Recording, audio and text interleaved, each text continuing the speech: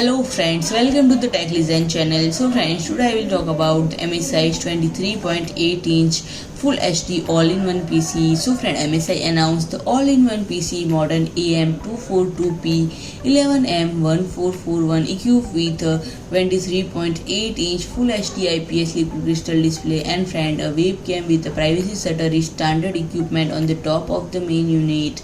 And friend, it has a built-in microphone and speaker that supports the noise cancelling feature, so you can take online meetings and classes without having to prepare a separate headset. And friend, an HDMI input terminal that can be used instead of a liquid crystal display, an HDMI output terminal that realizes dual display, and the VESA mounter that can be attached to a monitor arm. And friend, an anti-flicker that prevents screen flicker, blue that causes eye strain. And friend, it is equipped with a blue light cut that reduces the light. And friend, the main specification are CPU core i5-1135G7, graphics function Intel Iris Xe graphics, memory DDR4 16GB, storage 256GB NVMe M.2 SSD, and 1TB HDD dual storage. And friend, the network support Gigabit LAN by Realtek